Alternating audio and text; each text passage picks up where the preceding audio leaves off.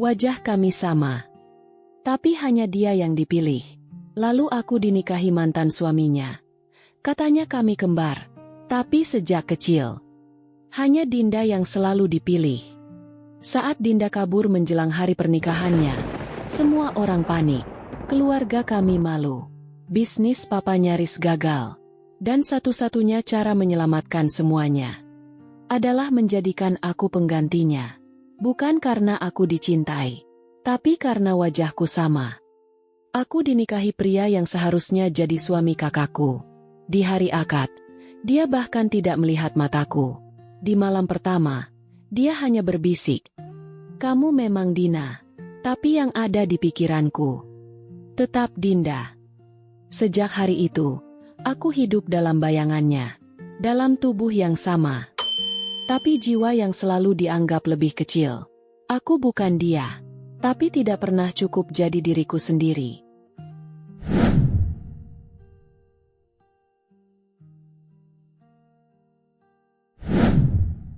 Kembar itu lahir bersamaan, tapi tidak pernah tumbuh setara. Kami dilahirkan dari rahim yang sama, dengan wajah yang nyaris identik. Tapi sejak kecil, dunia seolah sepakat, Dinda selalu di depan. Dan aku, Dina, hanya mengiringi dari belakang. Dinda cerewet, berani, penuh percaya diri. Ia bisa membuat semua orang tertawa dalam 5 menit. Sedangkan aku lebih suka diam, mendengar, mengamati, dan sering dianggap tidak ada. Mama pernah bilang, "Kamu itu seperti bayangan Dinda, tenang, tapi membosankan." Ucapan itu seperti doa, dan doa itu tidak pernah dicabut. Saat kami beranjak dewasa, perbedaan itu semakin tajam. Aku tetap berjalan di jalur yang tenang, mencoba tidak merepotkan siapapun. Sedangkan Dinda seperti selalu punya sorotan yang mengikuti kemanapun ia melangkah. Setiap acara kampus, setiap pertemuan keluarga, setiap undangan pesta ulang tahun teman, Dinda selalu jadi pusat ruangan.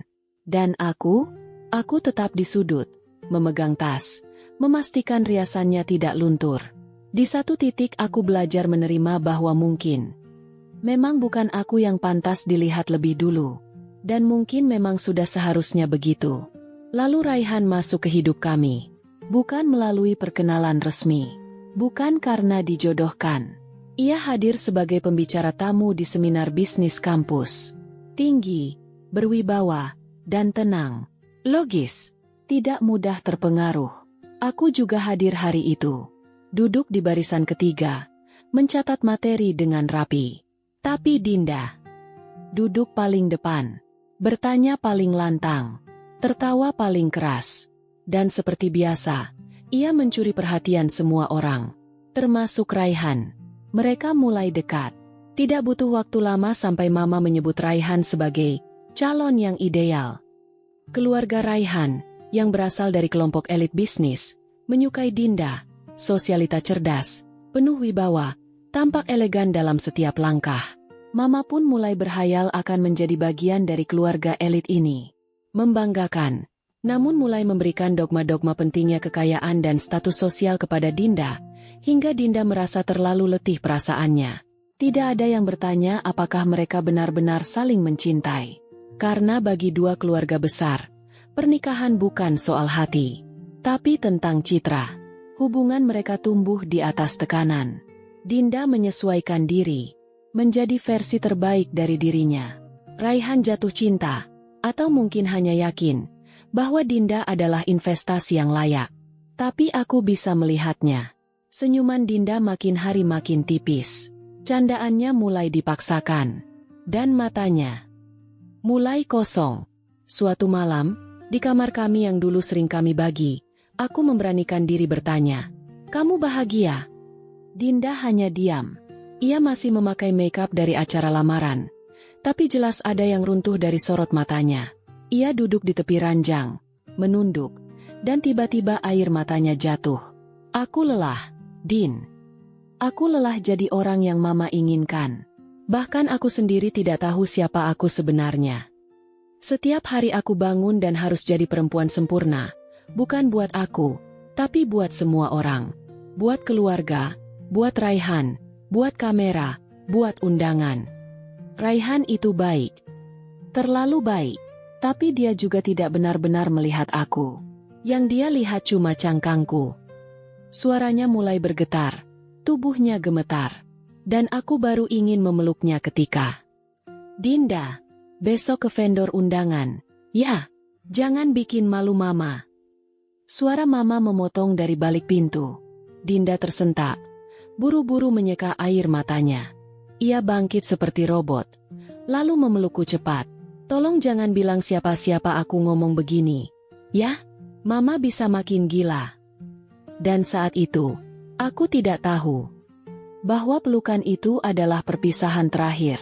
3 hari sebelum pernikahan, Dinda menghilang. Tidak ada pesan, tidak ada pamit. Hanya satu surat di meja riasnya. Aku tidak ingin hidup seperti boneka. Maaf. Keluarga kami panik. Tapi mereka tidak bisa membiarkan publik tahu. Rencana pesta tetap dijalankan. Hanya satu yang berubah. Pengantinnya. Dan target baru itu adalah aku. Mama memanggilku pulang dari luar kota dengan alasan butuh bantuan. Aku pun pulang dari kota sebelah. Ketika seharusnya aku melakukan penelitian untuk tugas ilmiah kelasku. Saat aku tiba, ia tidak memelukku. Ia hanya menatap dengan mata merah dan berkata, "Kamu harus bantu keluarga ini. Tidak ada waktu untuk drama." Aku bingung. Ditarikku ke ruang tamu, tapi dalam ruang tamu yang dingin itu, seluruh keluarga sudah membuat keputusan. Pernikahan tetap harus berjalan. Tapi pengantin wanitanya diganti. Wajah kalian sama. Undangan sudah disebar. Fotografer sudah dibayar. Ujar mama. Semua sudah disiapkan atas nama Dinda. Tapi secara hukum, kamu yang akan dinikahkan dengan Raihan. Aku membeku. Apa Raihan setuju? Papa hanya diam. Mama melirikku dengan sorot sinis. Raihan tidak punya pilihan. Dan kamu juga tidak. 2 hari kemudian, kesepakatan terjadi. Pihak keluarga Raihan sepakat untuk menyelamatkan muka mereka. Akad nikah dilakukan diam-diam di bawah meja. Namaku tercantum di dokumen resmi. Tapi pernikahan megah itu tetap diumumkan sebagai Raihan and Dinda. Semua tamu hadir. Gedung bintang 5, karpet merah, gaun putih berkilau, liputan media.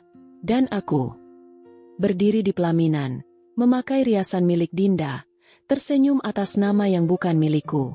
Raihan tidak menatapku selama acara. Ia hanya menggenggam tanganku dengan dingin, lalu berbisik. Setidaknya kamu tidak impulsif. Bisa dikendalikan. Malam pertama. Kamar hotel yang luas. Musik lembut. Lilin menyala. Tapi semua hanya dekorasi. Di balik semua itu, aku tahu aku bukan siapa-siapa. Raihan duduk di sofa, membuka dasinya perlahan, lalu menatapku dengan enggan. Dan berkata, "Kamu memang Dina." Tapi yang ada di pikiranku tetap Dinda. Aku tidak menjawab. Aku hanya melepas antingku, mematikan lampu meja, dan berbaring dalam diam. Malam itu, aku resmi jadi istri dari pria yang mencintai kakakku, dengan nama yang bukan milikku, dalam pernikahan yang tidak pernah kuminta. Dan untuk pertama kalinya dalam hidupku, aku menjadi Dinda. Tapi tidak pernah cukup jadi diriku sendiri. Pernikahan sudah selesai. Sorotan kamera padam. Tamu-tamu pulang dengan bingkisan mewah di tangan. Tapi untukku, pesta baru saja dimulai. Pesta bisu yang hanya punya satu tamu, aku sendiri. Mobil hitam yang membawa kami berhenti di depan rumah Raihan. Rumah itu megah. Bergaya modern minimalis dengan tiang marmer dan taman depan yang dipenuhi bunga mahal. Tapi tak ada kehangatan. Tak ada sambutan. Pintu dibuka oleh asisten rumah tangga. Tanpa senyum. Tanpa ucapan selamat datang. Aku melangkah masuk. Pelan. Udara di dalam rumah dingin. Kaku. Dan di sana, tergantung tepat di atas meja tamu, sebuah foto besar Dinda, diambil saat acara lamarannya. Ia tersenyum dalam balutan gaun pastel lembut, memegang buket mawar putih yang dihias pita emas. Wajahnya begitu tenang, anggun, sempurna, seolah-olah ia adalah gambaran ideal seorang pengantin.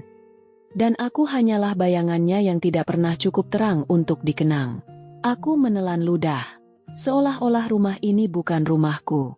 Seolah-olah aku hanya tamu tak diundang dalam hidup yang bukan milikku. Silakan ke atas, kamar kamu di atas, di pojok kanan, kata ibu mertua tanpa menatapku. Tanganku gemetar saat menyentuh pegangan tangga. Setiap langkah menaiki anak tangga terasa seperti masuk lebih dalam ke dalam hidup orang lain, yang tak pernah benar-benar kosong. Kamar pengantin. Aku berharap, setidaknya, bisa menemukan sedikit ruang untuk bernapas. Tapi yang kutemukan justru lebih menyakitkan. Gaun-gaun Dinda tergantung rapi di lemari kaca. Meja rias penuh dengan parfum kesukaannya, lipstik merah yang selalu dipakai saat acara keluarga, dan jepit rambut kecil yang dulu sering ia pinjam dariku. Bahkan selimut di ranjang masih terlipat seperti terakhir kali Dinda menggunakannya. Tanganku gemetar ingin memindahkan barang-barangnya, sekadar membuat sedikit ruang. Tapi sebelum sempat menyentuh, suara tajam menghantam dari pintu. Dinda sangat teliti menjaga kebersihannya. Jangan dirusak. Ibu Raihan berdiri di ambang pintu, menatapku dari ujung kepala sampai kaki seperti menilai barang diskon. Aku hanya tersenyum kaku. Bukan karena sopan, tapi karena tidak tahu harus menaruh wajahku di mana. Ia tidak bicara banyak. Hanya satu kalimat yang meluncur dingin dari bibirnya. Dinda dulu selalu tahu cara berpakaian rapi tanpa disuruh. Lalu ia pergi, meninggalkan aroma parfum mahal dan penilaian yang menusuk lebih dari kata-kata. Dan sejak detik itu, peranku sebagai istri benar-benar dimulai. Hari-hari pertama sebagai istri. Bukan Dina, tapi Dinda. Setiap pagi, aku harus bangun lebih awal, mengenakan pakaian yang sudah disiapkan oleh ibu mertua, mengenakan gaya rambut khas Dinda, dan menjawab setiap panggilan nama. Dinda sayang, ayo sarapan. Aku ingin berkata, nama saya Dina. Tapi lidahku tak bergerak, karena jika aku bicara jujur, seluruh sandiwara ini akan runtuh. Raihan? Ia tidak pernah menyebut namaku. Tidak juga namanya. Kami hanya tinggal bersama seperti dua orang asing yang kebetulan dikurung dalam kontrak yang sama. Suatu malam, aku memberanikan diri bicara di meja makan. Boleh aku jujur satu hal? Raihan bahkan tidak menoleh. Tugas kamu bukan buat aku bahagia. Cukup jaga penampilan. Kalimat itu menempel di tenggorokanku, seperti duri yang tidak bisa kutelan, tapi juga tidak bisa kulempar. Begitu juga, ibu mertua tak pernah lelah membandingkan. Dinda itu, waktu masih sering main ke sini, duduknya selalu tegak, elegan. Kamu kok miring begitu? Dulu Dinda suka cerita tentang tren bisnis, politik, bahkan masakan Jepang. Kamu dari tadi cuma diam. Dinda itu tahu caranya bersikap di depan orang tua. Lembut, tapi berkelas. Kamu belajar dari mana, sih? Katanya semua itu hanya pengamatan sesekali. Tapi terasa seperti laporan tahunan yang dipelototi setiap hari. Aku tersenyum saja. Tapi di dalam hati, aku remuk perlahan. Hari-hari terus bergulir.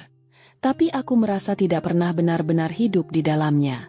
Aku hanya berfungsi, seperti mesin yang diprogram untuk tampil sempurna, tanpa diberi ruang untuk merasa. Dan malam itu, saat semua sudah tidur, saat tidak ada yang bisa menuntutku menjadi siapa-siapa, aku duduk di depan meja rias. Cermin di depanku memantulkan wajah yang sama dengan Dinda, tapi kosong. Aku ambil lipstik merah miliknya, kuoleskan perlahan, dan saat kutatap bibirku yang kini menyerupai dirinya, aku merasa seperti boneka. Bukan karena makeup, tapi karena tidak ada lagi jejakku di sini. Perlahan, ku tarik tisu, ku hapus warna itu, satu sapuan, dua sapuan, hingga berkali-kali dengan emosi, yang menyebabkan lipstik ini belepotan di bibir. Sampai yang tersisa hanya kulit pucat dan mata yang mulai berkaca-kaca. Tengah malam, aku duduk di ruang tamu sendirian, hanya ditemani suara detak jam dinding. Foto besar Dinda masih tergantung, menatapku seolah menertawakan. Aku menatap balik dan berbisik, "Kamu pergi, tapi aku yang dikurung dalam hidupmu." Dan tidak ada satupun dari mereka yang tahu siapa sebenarnya yang mereka tiduri, rawat, dan panggil sebagai istri. Sambil menangis, aku mengambil gelas isi air di sebelahku, dan ingin kulempar ke foto besar Dinda. Tiba-tiba, langkah kaki terdengar dari arah tangga. Aku urungkan niatku, sambil menyeka air mata. Raihan pun muncul dalam balutan piyama satin abu-abu. Ia menatapku dingin, lalu berkata datar, "Besok kita ada jamuan keluarga. Jangan banyak bicara. Dan jangan salah sebut nama." Aku mengangguk pelan, tapi mataku tidak lagi basah. Karena untuk pertama kalinya, amarah itu tumbuh, diam-diam, tapi nyata. Dan dari dalam tubuh yang selama ini diam. Pagi itu, langit terlihat tenang. Tapi hatiku justru sebaliknya, penuh tekanan. Di kamar yang terlalu mewah untuk disukai, aku berdiri di depan cermin, mengenakan kebaya merah marun yang bukan pilihanku, bahkan bukan seleraku. Tapi itulah yang dipilihkan oleh ibu mertua. Seperti biasa, dari warna lipstik, model sanggul, sampai sepatu yang harus kupakai, semua ditentukan untuk satu tujuan, menjadikanku bayangan sempurna dari Dinda. Ia mendekat dan menyematkan bros emas di kerahku. Wajahnya dingin, tak menyisakan sedikit pun kelembutan dalam nada suaranya. "Jangan bikin malu hari ini. Keluarga besar Raihan datang. Satu kesalahan kecil bisa bikin kita terlihat buruk." Aku menunduk, bukan karena takut, tapi karena lelah. Di dalam cermin, aku tampak cantik, rapi, mewah, berkelas. Tapi aku tahu, itu bukan aku. Yang kulihat hanyalah Dinda versi lain. Dan hari ini, topeng itu harus kupakai lebih lama dari biasanya. Meja makan siang itu panjang, penuh suara tawa dan basa-basi. Lelaki parubaya tertawa keras sambil menceritakan bisnisnya. Perempuan-perempuan dengan perhiasan mencolok saling adu pamer, dan anak-anak kecil berlarian di bawah meja. Aku duduk di samping Raihan, memegang sendok dengan anggun, tersenyum, menjawab pertanyaan, tertawa pada waktu yang tepat. Semua sudah seperti naskah sandiwara. Salah satu sepupu Raihan duduk santai di sofa ruang tengah, sambil menyesap teh dan bersenandung kecil lagu lawas yang pelan. Musiknya lembut, sendu, mengisi sela-sela keramaian dengan tenang. Tanpa sadar, aku ikut menggumamkan liriknya. Hanya sepotong baris, nyaris tidak terdengar, tapi cukup untuk membuat sepupu itu menoleh tajam. Kamu sekarang suka lagu ini, Din?" Tanyanya dengan nada geli. "Dulu waktu diajak nonton konsernya kamu ngambek 3 hari. Ingat nggak?" Katanya penyanyinya terlalu lambat, terlalu mellow. Kamu maunya yang ngebit. Hatiku langsung tercekat. Aku salah langkah. Aku bukan Dinda. Aku Dina.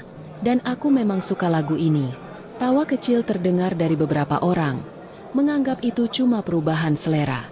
Tapi tidak dari ibu mertua. Matanya menatap tajam, seolah-olah setiap kata yang keluar dari mulutku adalah kunci menuju rahasia besar. Aku memaksakan senyum. Ya, mungkin seleraku berubah. Tapi aku tahu, dari tatapan Raihan yang membeku, dari cengkraman jarinya di lenganku yang mengeras, aku telah merusak naskah. Lagi, terlambat. Suasana mendadak hening. Ibu mertua menahan napas, menggigit bibirnya. Raihan yang duduk di sebelahku langsung mencengkram tanganku di bawah meja, dingin dan menyakitkan. "Jangan ulangi lagi," bisiknya, sambil tetap tersenyum pada tamu. "Kalau kamu tahu apa yang baik untukmu." Aku tersenyum kaku. Tidak ada pilihan lain. Setelah acara usai, aku masuk kamar, masih mengenakan kebaya, tapi tidak tahan lagi dengan napas yang terasa sempit. Aku membuka lemari, dan untuk pertama kalinya, mengabaikan apa yang harus kupakai. Kuhampiri koper tuaku, kubuka resletingnya, dan kugapai satu dress biru muda kesayanganku. Sederhana, tidak mahal, tapi milikku. Aku turun ke bawah mengenakan dress itu. Rasanya seperti mencuri kebebasan 1 menit saja sebelum dunia kembali memaksa. Langkahku berhenti ketika Raihan muncul dari lorong. Ia menatapku tajam, sinis. Kamu pikir bisa kelihatan pantas dengan warna itu? Aku menelan ludah, lalu menjawab pelan. Aku cuma ingin jadi diriku. Walau cuma sebentar. Raihan tak menjawab. Ia hanya memandangku dari kepala hingga kaki, lalu berjalan pergi seolah tak sudi melihat lebih lama. Dan itu lebih menyakitkan daripada teriakan. Menjelang malam, rumah kembali dipenuhi tamu. Kali ini sepupu-sepupu Raihan dari luar kota. Lebih muda, lebih santai, lebih berisik. Tapi tetap, aku harus jadi Dinda. Tersenyum, berbasa-basi, bicara tentang hal-hal yang aku bahkan tak tahu. Sampai satu sepupu bertanya dengan wajah antusias. Dinda, kamu masih suka nonton konser-konser band indie malam-malam kayak dulu nggak? Kangen deh ikut kamu ke konser kayak itu lagi. Aku terdiam. Satu pilihan di tanganku, ikut bermain lagi, atau berhenti. Dan aku memilih berhenti. Aku nggak pernah suka konser, kataku pelan, tapi tegas. Aku lebih suka diam di rumah baca novel. Ruangan sunyi. Sepupu itu terlihat bingung. Ibu mertua terdiam menatapku. Membekukanku dengan tatapannya yang menusuk. Tapi kali ini aku tidak menunduk. Tidak lari. Tidak minta maaf. Untuk pertama kalinya. Aku bicara sebagai diriku sendiri. Aku mulai lelah berbohong. Malam semakin larut. Aku belum bisa tidur. Kepalaku penuh tanya. Dadaku penuh beban. Aku kembali masuk kamar. Dan entah kenapa mataku tertuju pada koper tua di pojok lemari. Kopernya Dinda. Dengan ragu, aku tarik keluar. Ku buka. Dan di dalamnya, satu benda menyita perhatianku. Buku jurnal bersampul coklat tua. Ku buka perlahan. Isinya, tulisan tangan Dinda. Catatan hariannya. Ungkapan takut, cemas, dan lelah. Tentang tekanan jadi anak sulung. Tentang rencana pernikahan yang tak pernah ia inginkan. Tentang harapan yang tidak pernah tumbuh. Di awal halaman-halaman itu, Dinda menulis dengan nada bahagia, tentang Raihan yang tampak sopan, perhatian, dan berasal dari keluarga terpandang. Tentang impian ibu kami yang akhirnya terkabul. Tentang bagaimana Dinda mencoba meyakinkan dirinya bahwa ini adalah keputusan yang tepat. Tapi makin lama aku membaca, nada tulisannya berubah. Dinda mulai menggambarkan sisi lain dari Raihan. Bukan yang muncul di depan umum, tapi yang hanya ia temui saat mereka mulai dekat. Sifat manipulatif, kontrol berlebihan terhadap pilihan-pilihannya, mulai dari cara berpakaian, teman-teman yang boleh ditemui, bahkan caranya tertawa. Aku pikir aku bisa mencintainya karena dia baik, tulis Dinda. Tapi makin lama, aku merasa seperti burung yang dikurung dalam sangkar emas. Mewah, tapi tetap sangkar. Dan di satu halaman, aku menemukan luka terdalam. Arga, aku ingin kabur bersamamu. Tapi aku pengecut. Aku terlalu takut mempermalukan keluarga. Dan sekarang, aku terjebak dalam pesta besar yang tidak pernah kupesan tempatnya. Jantungku serasa berhenti berdetak. Siapa Arga? Kenapa Dinda ingin kabur? Apakah ia pernah benar-benar mencintai Raihan? Aku terduduk di lantai. Memeluk buku itu seperti memeluk hantu. Air mataku jatuh tanpa bisa dicegah. Jadi semua ini bukan hanya tentang aku menggantikan Dinda, tapi tentang cinta yang tidak pernah sampai. Tentang kehidupan yang dipaksakan. Tentang luka yang diwariskan. Aku menatap pantulan diriku di cermin. Wajahku masih wajah yang sama. Wajah yang disukai keluarga Raihan. Tapi di dalam mataku, aku tahu sesuatu telah berubah.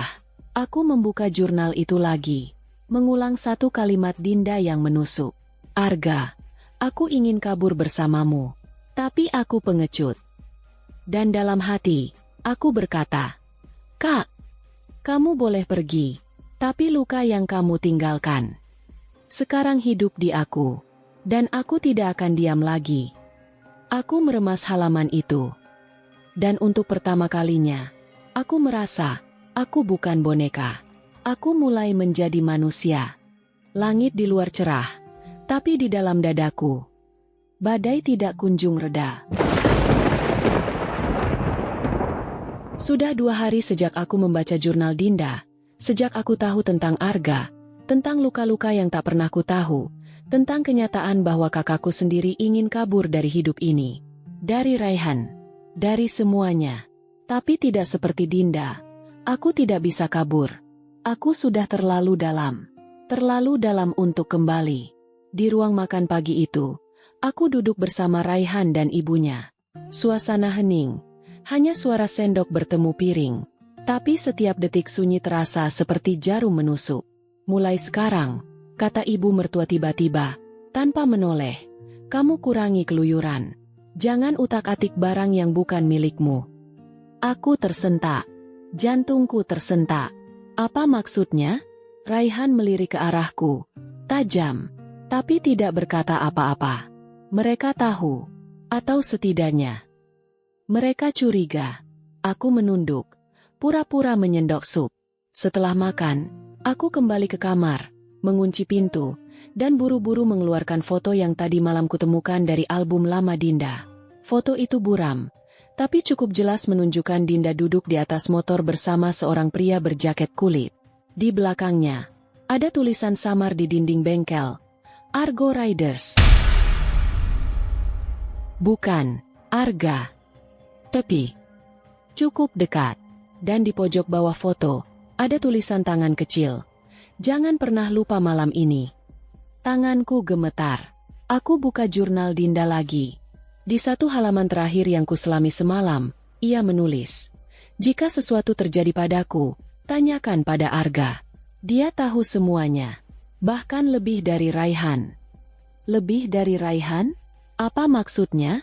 Aku mengambil ponsel, membuka akun media sosial Dinda yang sudah tak aktif. Ku cari tag, komentar lama, sampai akhirnya menemukan sebuah akun Argorider 89. Tidak ada foto profil. Tapi aku menyimpan nomornya yang tertulis di bio. Untuk urusan bengkel, hubungi 082XXX. Tanganku ingin menekan tombol call. Tapi belum sempat kutekan. Layar ponsel menyala lebih dulu. Sebuah pesan masuk dari nomor tak dikenal. Berhenti cari tahu. Kamu bukan Dinda. Darahku berhenti mengalir. Tanganku lemas. Mataku menatap ke sekeliling ruangan. Seakan berharap ini hanya perasaan paranoid. Tapi kemudian aku melihatnya. Sesuatu yang kecil, tersembunyi di pojok atas lemari. Kamera. Kamera kecil yang menghadap langsung ke tempat aku duduk. Aku menutup mulutku agar tidak berteriak. Siapa yang meletakkannya? Raihan? Ibu mertua? Itu. Seseorang dari masa lalu Dinda? Malam itu, aku tidak bisa tidur. Rasanya seperti napas siapapun bisa menelanku hidup-hidup. Aku pergi ke kamar mandi, mencuci muka, lalu menatap wajahku di cermin. Wajah yang sama seperti Dinda, tapi isi hati yang sangat berbeda. Tiba-tiba pintu kamar diketuk keras. Dina. Itu suara Raihan. Buka pintunya sekarang. Aku mendekat, ragu, tapi sebelum sempat memutar kenop, kalimat berikutnya keluar dari mulutnya, dingin seperti es. Aku tahu kamu sudah buka koper Dinda. Jangan pernah ulangi lagi. Atau kamu akan menyesal. Aku mundur beberapa langkah. Seluruh tubuhku gemetar. Tapi untuk pertama kalinya, aku tak hanya takut. Aku juga marah. Keesokan paginya, ibu mertua memanggilku ke ruang tamu. Ia duduk anggun seperti biasa. Secangkir teh hangat di tangannya. Tapi kali ini, ia tak bertele-tele. Ia menyerahkan sebuah amplop kecil yang sudah lusuh. Dinda menitipkan ini sehari sebelum hari pernikahannya. Kupikir dia hanya sedang drama. Tapi sekarang, mungkin kamu perlu tahu. Di dalamnya, sepucuk surat, tulisan tangan Dinda. Kata demi kata mengguncang jiwaku. Ibu, aku tidak ingin menikah. Aku tahu ibu ingin yang terbaik. Tapi aku merasa terperangkap. Raihan bukan orang jahat. Tapi aku tidak bisa bernapas di dekatnya. Aku ingin hidup yang kutentukan sendiri. Aku ingin bebas. Maaf. Air mataku jatuh. Ibu mertua hanya menatapku tanpa emosi. Dia meninggalkan kami semua. Kamu tidak boleh mengulang kesalahan itu. Aku mengepalkan tangan. Suara ibu mertua tak lagi kudengar. Yang tersisa hanya satu bisikan dari hati kecilku. Dinda tidak kabur karena cinta. Dia kabur karena ketakutan. Dan sekarang, aku hidup dalam ketakutannya. Malam itu, aku kembali membuka jurnal Dinda. Kali ini, aku sadar, beberapa halaman ada simbol aneh. Seperti kode tanggal, dan satu nama, Arga, ditulis besar-besar dengan tinta merah, di atas satu kalimat yang mengguncangku. Kalau aku hilang, cari Arga. Dia tahu siapa Raihan sebenarnya. Tanganku bergetar saat kututup jurnal itu. Raihan bukan seperti yang terlihat. Dan Dinda tidak pergi tanpa alasan. Tapi sebelum aku bisa mengambil napas panjang, ponselku kembali menyala. Satu video masuk. Tak ada pesan. Hanya video. Aku putar pelan-pelan. Gambar goyah. Tapi bisa kulihat. Seseorang, berambut panjang, memakai jaket jeans, berlari di lorong sempit. Menoleh ke belakang. Terengah. Kamera terus merekam. Lalu terdengar suara laki-laki. Kamu pikir kamu bisa kabur, Din? Layarnya gelap. 1 detik. 2 detik. Lalu muncul frame terakhir. File name, Din Dallas. Aku menutup mulutku, berusaha menahan napas yang tercekat. Video itu bukan sekadar ancaman. Itu adalah jejak masa lalu yang tak pernah ingin ditemukan. Dan sekarang, aku harus memilih, berdiam sebagai bayangan, atau menggali kebenaran. Walau bisa menghancurkan semuanya. Malam itu, kamarku terasa lebih dingin dari biasanya. Padahal jendela tertutup rapat. Tirai tidak bergerak. Tapi setelah aku menonton video berjudul Din Dallas, MP4, segalanya terasa berubah. Gemetar masih terasa di ujung jemariku. Video itu memperlihatkan Dinda. Wajahnya pucat. Matanya penuh ketakutan.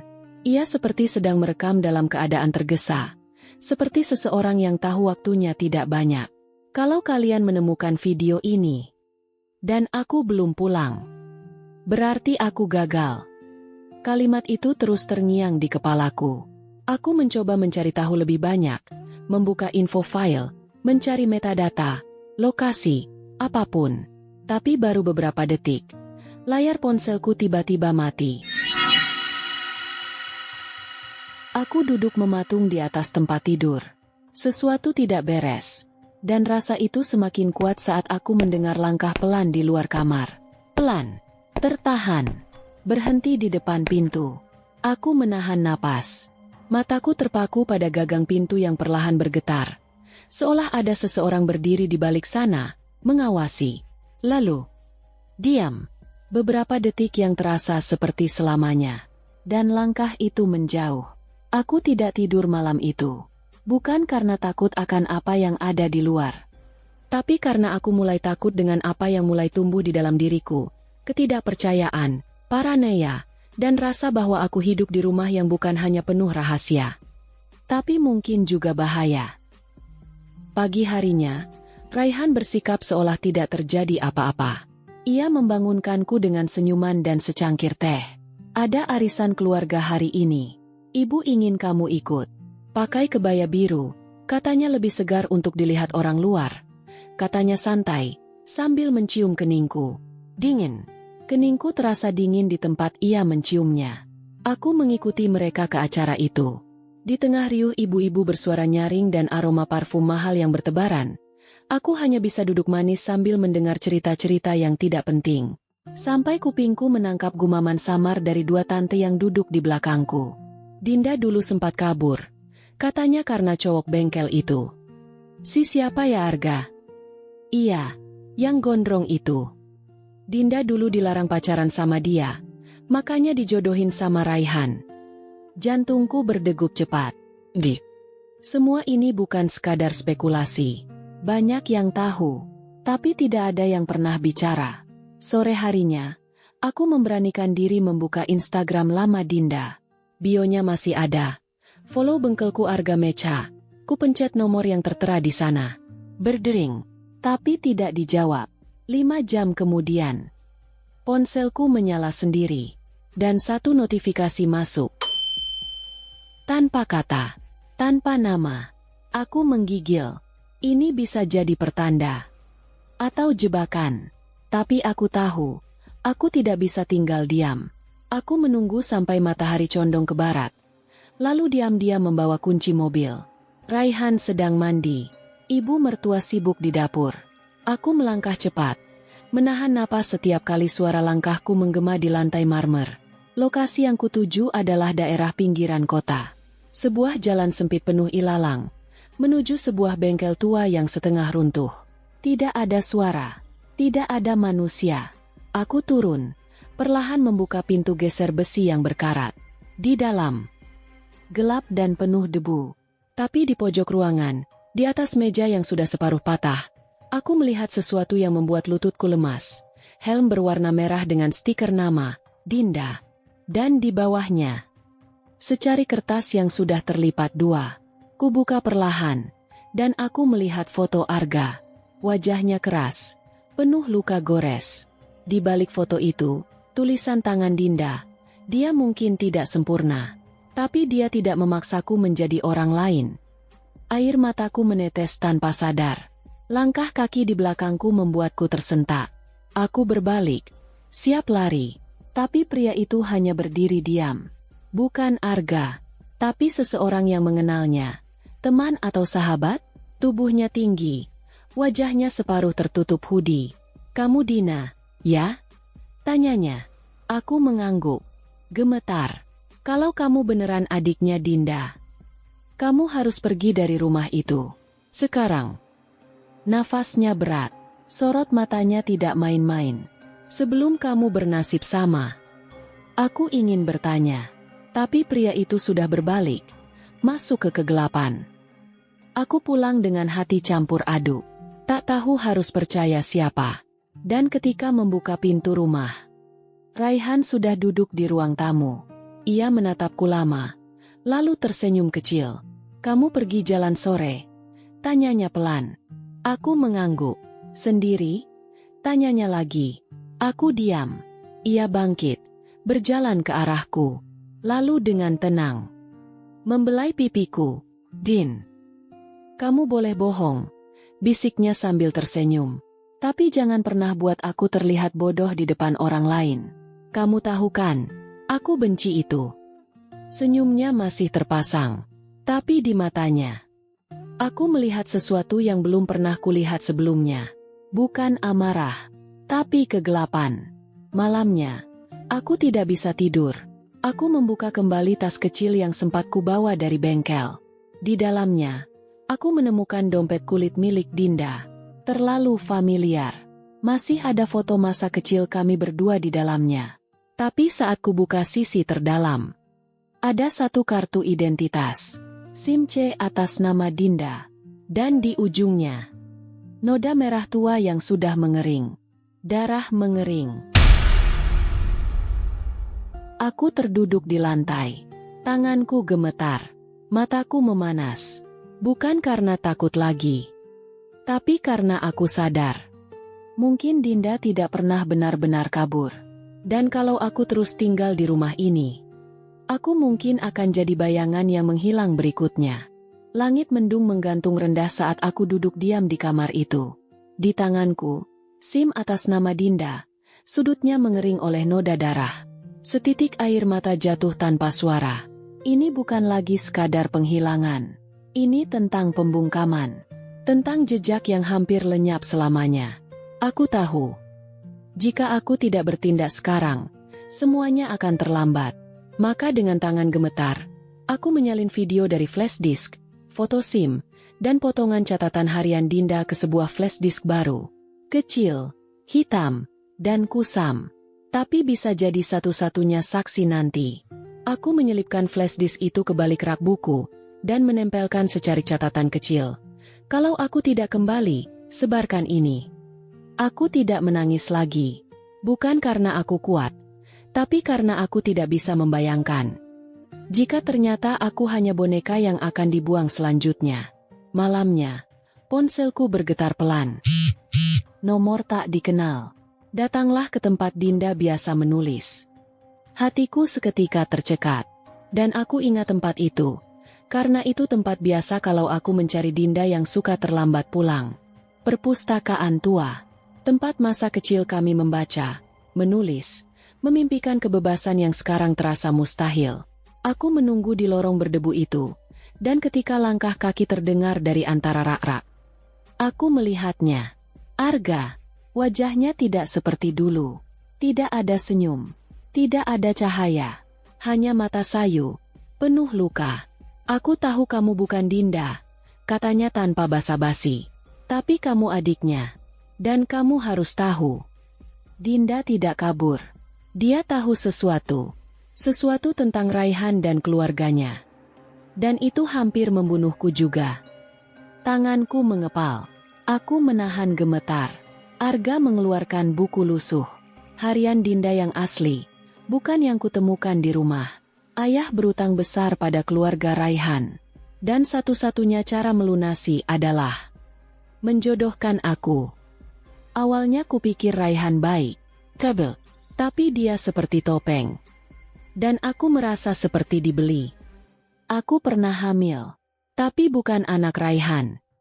Saat tahu, dia tak marah, dia tertawa, lalu mengurungku. Tanganku menutupi mulut, nafasku memburu. Kenapa kamu tidak lapor polisi? Bisikku. Aku koma setelah kecelakaan. Saat bangun, semuanya sudah dibereskan, termasuk kabar bahwa Dinda menghilang. Arga menunduk. Aku kira aku satu-satunya yang masih peduli. Aku berdiri. Tidak, sekarang kita berdua. Malam berikutnya, aku kembali ke rumah dengan wajah manis. Senyum palsu, pelukan basi. Tapi di balik baju, alat perekam aktif merekam setiap detik. Saat makan malam, aku sengaja menyentil topik lama. Masih ingat waktu Dinda dikunci di gudang karena ketahuan jalan sama cowok? Tanyaku. Raihan meneguk minumannya. Wajahnya sedikit menegang. Dia pantas. Sudah kubilang jangan bikin aib keluarga. Gumamnya. Aku menekan lebih jauh. Kamu masih simpan bajunya yang berdarah waktu dia jatuh dari tangga? Ya? Raihan menghentikan sendoknya. Sorot matanya berubah gelap. Dia pikir bisa mempermalukan aku? Makanya aku kunci dia di ruang bawah tanah. Biar tahu rasa. Seketika, piring jatuh dari tangan ibu mertua di dapur. Suara pecahan membelah udara. Aku menoleh perlahan. Matanya sok. Tangannya gemetar. Apa? Beberapa menit kemudian, Arga dan 2 orang polisi masuk. Aku sudah memberi mereka sinyal diam-diam lewat pesan singkat. Raihan melompat dari kursi, mencoba lari. Tapi Arga lebih cepat, menghentaknya ke dinding. Dia ada di ruang bawah. Teriakku. Polisi bergegas menuruni lorong kecil menuju ruang tersembunyi. Dan ketika pintu tua itu dibuka, ruangan sempit, lembab, ada rantai tua tergantung dari dinding. Foto Dinda di seluruh tembok. Di sudut, boneka kecil berambut merah dengan noda darah kering di kepalanya. Tapi tidak ada tubuh, tidak ada Dinda, hanya bekas kehadiran, bekas trauma, dan aroma ketakutan yang tak pernah benar-benar pergi. Beberapa hari kemudian, aku berdiri di tepi danau tempat kami biasa bermain waktu kecil. Di tanganku, sebuah kotak kecil, warna biru tua. Di dalamnya, sepucuk surat terakhir. Aku tidak bisa jadi seperti yang mereka mau. Kalau kamu baca ini, berarti aku gagal jadi kuat. Tapi mungkin kamu bisa jadi kuat untuk kita berdua. Aku menangis pelan, tapi bukan karena lemah. Karena kali ini, aku tahu, aku bukan lagi bayangan Dinda. Aku adalah suaranya yang masih tersisa. Aku membakar surat itu perlahan. Abu terbang ke angin sore. Tiba-tiba, dari balik semak, suara kecil memanggil, "Tante Dina." Aku menoleh. Seorang anak perempuan berdiri di sana. Usianya sekitar 5 tahun. Rambut ikal. Salinan Dinda kecil. Dan di kejauhan, seseorang berdiri membawa payung. Tak mendekat, hanya menatap. Tapi aku tahu. Aku tahu siapa dia. Kalau kalian juga merasa kisah Dina belum selesai. Jika kalian percaya Dinda mungkin masih hidup, tulis di kolom komentar. Lanjutkan ceritanya. Dan kalau kisah ini menyentuh hati kalian, jangan lupa untuk like, share, dan subscribe agar kalian tidak ketinggalan episode berikutnya. Kita akan terus membuka luka yang disembunyikan bersama. Sampai jumpa di cerita selanjutnya.